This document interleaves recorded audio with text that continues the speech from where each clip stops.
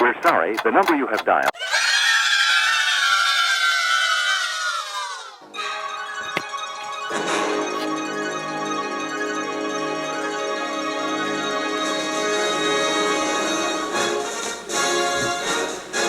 Evening, Crispin. How's it going? Watching Remo Williams, the adventure begins again, I see. Let me tell you. Can't find good help these days. That's all you've been doing since you came in? What time did you come in this morning?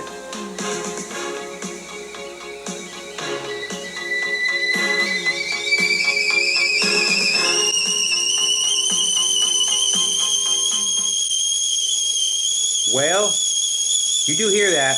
I can only assume that you're the one who made the tea. How about now? Oh, it's the Statue of Liberty scene. That's my favorite scene. Alright, yeah, you can get it now, huh? Wow. Perfect. It's your best green tea yet, Crispin. Oh, you want your Remo Williams back. Oh, it's the Statue of Liberty scene. That's my favorite scene. There you go. You are obsessed. Can't believe this shit. Hollywood these days, right, folks? Like, I got this story here. It says there's gonna be a Goonies 2. Do we really need a Goonies 2? Fuck no. They're all old-ass adults now.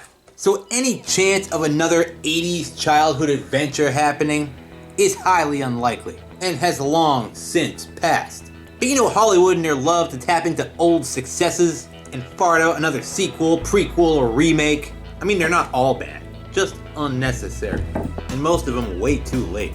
Anyway, that rumor about Goonies 2 turned out to be a bunch of bogus crap. It was just a rumor. It was debunked by Martha Plimpton herself. I can never remember her name in Goonies. She's the one character whose name I always forget. So I'm probably just gonna call her Martha Plimpton through all this. However, I wouldn't be surprised if it was eventually done. Only who actually writes this shit these days? Just imagine being asked to write a sequel to Goonies, even if you didn't want to. So that's what I went and did. I tried to come up with an idea for a sequel to a classic 80s movie that doesn't need a sequel. I mean, they couldn't even get Goonies 2, the Nintendo game, to make any friggin' sense. So a sequel, almost 40 years after the original, is just a pathetic cash grab, I guess. But I went ahead and did it anyway, to beat Hollywood to the punch before it does become an official thing. Because you know it will happen if they really want it to. So here it is, Hollywood USA. My pitch for the Goonies 2 sequel. I was a kid when this came out. I saw this numerous times back in the 80s. Hollywood USA. Let's see if they friggin' answer. Hi, Hollywood! This is Farmer Spaghetti. No, I'm not wearing my hat. Sometimes when I'm indoors, I don't wear my hat. And sometimes I wear a different shirt. Yeah, big deal. Alright, sit down because you're really going to want to hear this. Because I got your pitch for the Goonies 2 sequel. Yep, it's happening. I said so. Alright, you ready, asshole? Here we go. We're calling it Goonies 2. Kill the Goonies. Yeah, I know, right? Just kill them. And first things first, Hollywood, I don't care what the Goonies kids are up to. I'm sure that some of them went on to have kids of their own, and that's all fine and good. I'm sure they're okay. Maybe. Only I don't want the movie to be about them going on some nowadays Goonies adventure where nobody can get off their damn phone. So alright, maybe Mouth has a son. Mouth Jr. We can show him for like a second just to acknowledge he exists. But then you need to go the fuck away, Mouth Jr. This isn't about you. It's about the Goonies and their old asses. So here it is. It's gonna start the same way the first one did. With the Fratellis busting out of jail. And fuck it. Just use the same one from the first one. For nostalgic purposes. I'm sure they would be in a higher security prison at this point. But who cares? We're copying the original's opening with a few minor differences. This time it's not just Robert Davey busting out of jail. It's Joey Pants as well. And, just like in the first movie, they have outside help as well. Waiting outside with a getaway vehicle. Only who could it be? Ready for this? It's Troy and his bucket. Remember Troy? Only he's old as shit now too. Clearly, it's called life, people. Anyway, his life is in the shitter now. Yeah, it could happen. After him and his dad's plan to take over the town, put everyone out in the streets, and turn it into a golf course for him and his rich buddies failed, they were all knocked down a notch and never recovered. Dad went bankrupt and Troy's a drunk and a petty thief now, who blames his current situation and all his past problems on that situation with the Goonies back in '85. That's where it all went wrong for poor old Troy. So now, just like the Fratellis, he has a score to settle with the Goonies. The Fratellis have been in prison for the last 40 years, along with Mama, who sadly died while being incarcerated, but hey, she was a criminal. Only they want revenge, naturally, and have enlisted the help of bitter old Troy. So snap, he lights the parking lot on fire and there's another car chase. Very similar to the original. Maybe they can drive by all the same places so we can see what the fuck they look like now, in 2024. And they get away, of course, because they have a plan, folks. Now, Troy is not a total shit, you see. He does manage to hold down a job as a security guard at, get ready for this one, folks, the One-Eyed Willie Museum, which is just his ship that has now been fully restored and turned into a One-Eyed Willie Museum, like the Mayflower or something.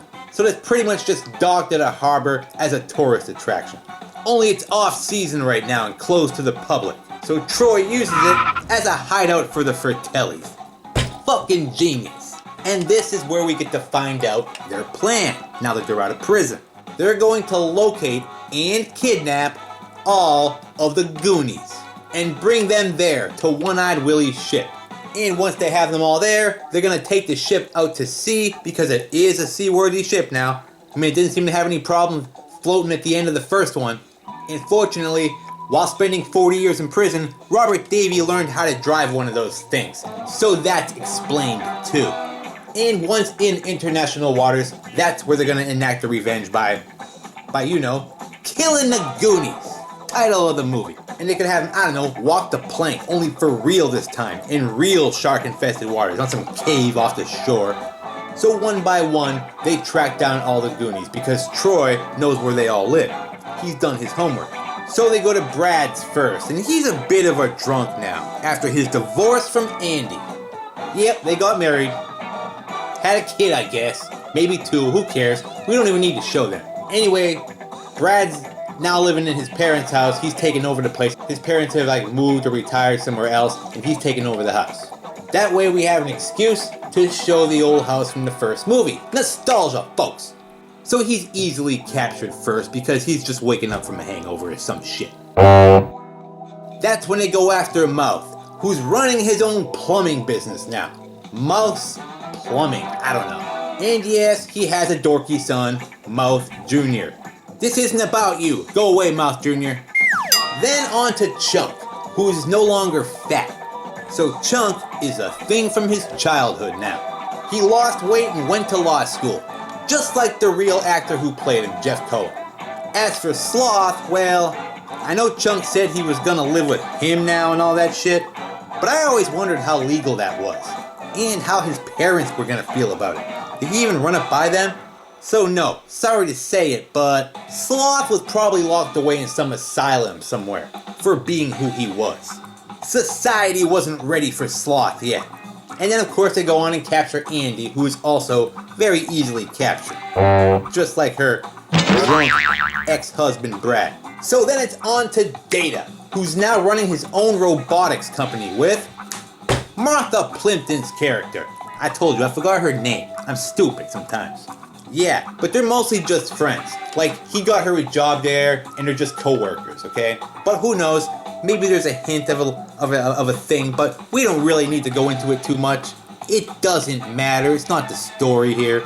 They're just closer than they were in the first movie. Let's put it that way. Only, when the Fratellis come after them, they outwit them, and manage to escape. That's where later on they put it all together. Beautiful tea, crisp. And then they realize that all of the Goonies have been kidnapped, except for the two of them and Mikey. So they go to warn him before the Fratellis and Troy get to him first. So at this point, just to clarify, as they kidnap each Goonie, they bring them back to the ship where Troy guards them at gunpoint, where they're probably also tied up or some shit too. So anyway, the Fratellis get to Mikey at the exact same time as Data and Martha Plimpton do, where we find that Mikey is now a high town official of some sort in the town of Astoria, and is the head of the Historical Society too. Which is when another car chase ensues. Gonna be a few of those in this. And then they realize during the chase that this time it's not the Fratellis chasing them, it's just Joey Pants and Troy. So now they know he's in on it. Because back when they tried to capture Data and Martha Plimpton and they outwitted them, Robert Davey injured his leg or something, so he's the one staying back at the ship pulling guard duty now. That's when Mikey mentions that he knows that Troy is a security guard down at the One-Eyed Willie Museum, and thinks that this might have something to do with that. And says, you know what, fuck it. Let's just go right there and end this thing. This shit's never gonna end unless we make a stand. So that's what they do. They drive right to One-Eyed Willie's ship, which is where they were gonna take him anyway. So way to go, guys. And during this chase, that's when Mikey makes a phone call to his dad. Remember his dad? I don't know if the actor is still alive, but it doesn't matter. We'll get a lookalike. So they get to One-Eyed Willie's ship and turn themselves over to Joey Pants and Troy, where they're all reunited with the rest of the Goonies. And now that they're all together, the Fratellis let them know that this is all for Mama, and how she had to die in prison. And that's why they plan on making their deaths really elaborate and at sea. And that's just what they do. They take One-Eyed Willie's ship out into the open sea, captained by the great Robert Davey. And yeah, don't question why not, okay? Because it sailed just fine at the end of the first one, like I said, okay? So this is the moment of truth, the finale. They're all gonna walk the plank. Only this time, they're really in the middle of the ocean. And this is where it gets complicated, since you don't need a Goonies sequel. How do you end this one? What are the stakes? Just their current lives? Their town is not in danger.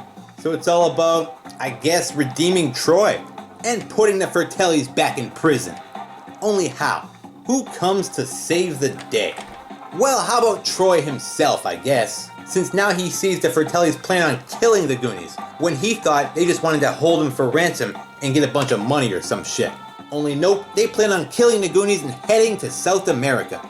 So Troy grabs a gun and tries to stop them, only to be easily bamboozled, and is an official Goonie now, who's starting to see the error of his ways.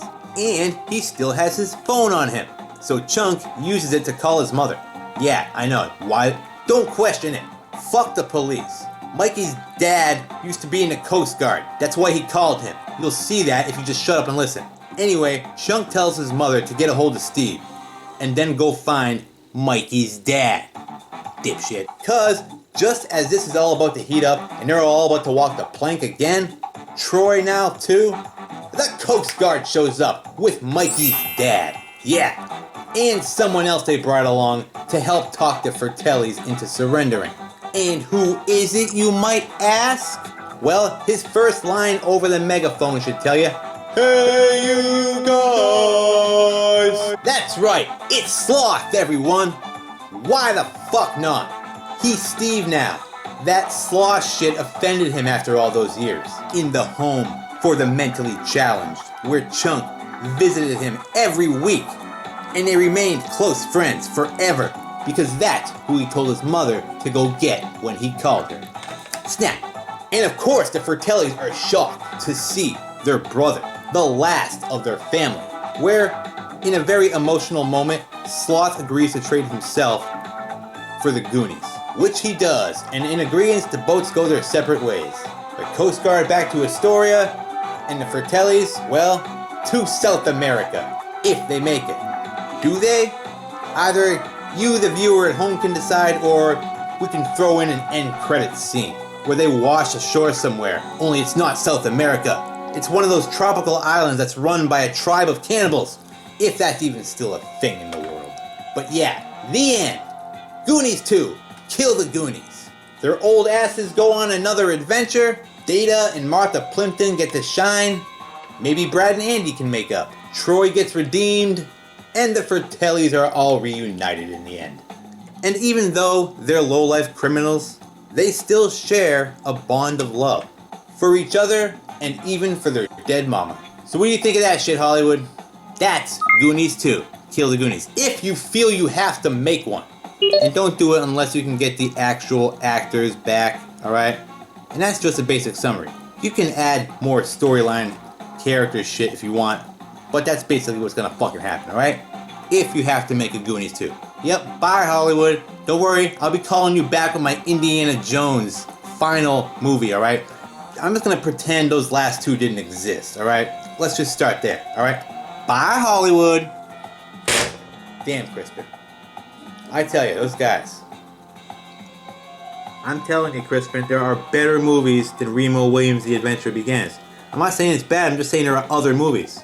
Even other Fred Ward movies. Take care, everyone. That was my pitch for Goonies 2. Kill the Goonies. Just kill them. Good night, everyone. Or just don't make it at all, like I originally said. Remo Williams, The Adventure Begins. What are you watching? Your country's one contribution to the art. It's a soap opera.